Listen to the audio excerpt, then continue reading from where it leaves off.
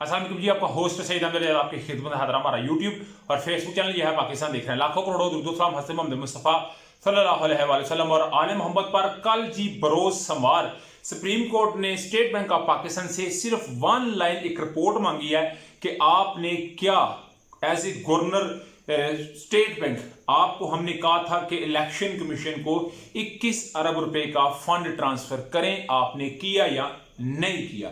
मगर इस सारे मामले के ऊपर अगर देखा जाए तो हुकूमत बार बार ये कह रही है कि हमारे पास पैसा कोई नहीं, हमारे पास पैसा कोई नहीं। तो आज बकायदा तौर पे एक CDA कैपिटल डेवलपमेंट अथॉरिटी जो इस्लामाबाद है उसने एक टेंडर जारी किया है। उस टेंडर के अंदर जो चीफ इलेक्शन कमिश्नर है सिकंदर सुल्तान राजा साहब, उनके घर की तजीमो आराइश के लिए 10 करोड़ रुपया, जी मैं फिर कह रहा हूं 10 करोड़ रुपए का ये जो है ना जी एक टेंडर दिया गया है और उसके जो है वो ऑक्शन के लिए भी जो है वो दे दिया गया है। तो डेफिनेटली अगर हुकूमत 10 करोड़ रुपए तजीमो आराइश के लिए लगा सकती है चीफ इलेक्शन कमीशन के लिए, तो भी ये छोटे छोटे पैसे इकट्ठे करके एक बड़ा अवाम के जो मैंडेट है, जो अवाम चाहती है, जो आर्मी चीफ साहब भी कहते हैं कि सेंटर ऑफ ग्रेविटी अवाम है, तो फिर अवाम को उनका हक दिलाने के लिए मुझे लगता है कि ऐसा होना चाहिए। मगर कल जी कौमी असम्बली की कामया कमेटी के सामने जो है गवर्नर स्टेट बैंक अपना क्योंकि मुद्दा रखेंगे, क्योंकि वो डायरेक्ट पैसे दे नहीं सकते जब तक उन्हें हुकूमत नहीं कहेगी, और कायमा कमेटी से जो रिप्लाई मिलेगा उसी को as it is governor state bank जो है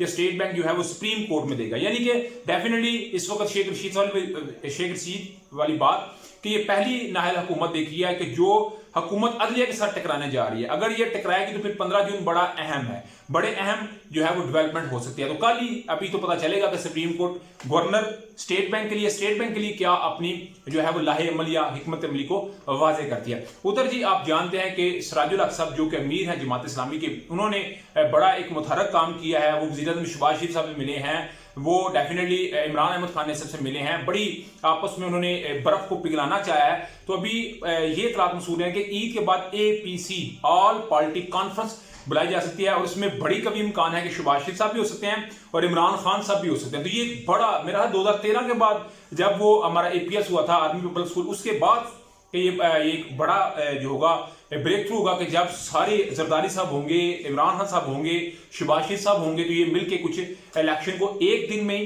पूरे मुल्क में करवाएंगे। मैं भी ये कहता हूं, इमरान खान साहब भी ये कहते हैं, मगर वो कहते हैं फिर आप इसके लिए कौमी असम्बली तहलील करें ना, सिंध असम्बली तहलील करें ना, बलोचिस्तान असम्बली तहलील करें, इलेक्शन करवा लेते हैं। तो 3 जी सेंटर इजाज चौधरी, परवेज हटक और मियां महमूद रशीद, उधर से याद सदक और साद रफीक ने बाकायदा तौर पर एक गारंटी भी दे दी हुई है सिराजुल हक साहब को कि हम इसमें अपना किरदार अदा कर सकते हैं। तो ये एक बड़ी जो है वो डेवलपमेंट होती नजर आ रही है। उधर जी एक रिजवान साहब है, एक्सप्रेस न्यूज के ये रिपोर्टर है गजदई साहब, उन्होंने ये बात कही है कि इस वक्त सुप्रीम कोर्ट से बड़ी खबर यह है कि फैसला 9-6 का हो गया है। आप जानते हैं 9-6 से मुराद क्या कि 15 टोटल जज हैं, जस्टिस हैं, जिसमें चीफ साहब खुद भी हैं।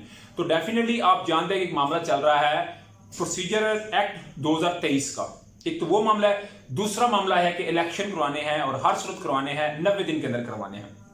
तो इसके लिए डेफिनेटली मेजॉरिटी चाहिए। पहले 8-7 का बेंच था, 8 लोग थे चीफ जस्टिस उमर ताब बंदियाल साहब के साथ, 7 जज थे जस्टिस काजी फैसल साहब के साथ। तो वो कहता है जी अभी 9 जज हो गए हैं, 1 जज का इजाफा हो गया है चीफ जस्टिस उमर ताब बंदियाल की जानिब और 1 जज कम हो गया है जस्टिस काजी फैसल साहब की जानिब, और कहते हैं कि एक मजीद वोट टूट के चीफ जस्टिस उमर ताब बंदियाल साहब के पास जा सकता है। तो ये डेफिनेटली वो एक प्रॉक्सी की बात कर रहे हैं कि जो एक्चुअली जो फैसले होने हैं, एक तो एक्ट एंड प्रोसीजर जो सुप्रीम कोर्ट का 2023 उसका फैसला, दूसरा फैसला होना है इलेक्शन के लिए। तो ये तो पता चलेगा जैसे ही कोई एक कल ये अपडेट होगी। उधर जी आज फवाद चौधरी साहब और हमारे साहब ने प्रेस कॉन्फ्रेंस की और आप जानते हैं कि 22 अप्रैल को पंजाब की हुकूमत जो निगरान केयर टेकर सिस्टम है वो ऑफ होने जा रहा है और 23 अप्रैल को वो काम अपना कर नहीं सकते, और जो खैबर पख्तूनख्वा है वो 1 हफ्ता ठहर की होगी।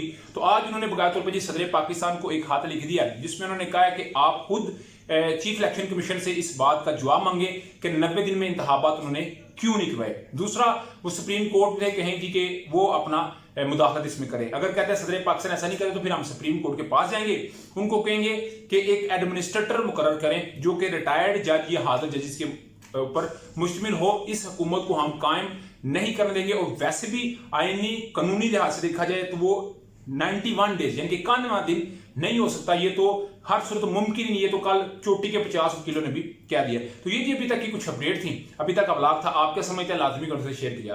ब्लॉग की वीडियो पसंद है तो चैनल को लाइक सब्सक्राइब अपने दोस्तों शेयर कर लीजिए। नेक्स्ट होस्ट को जय जिला का।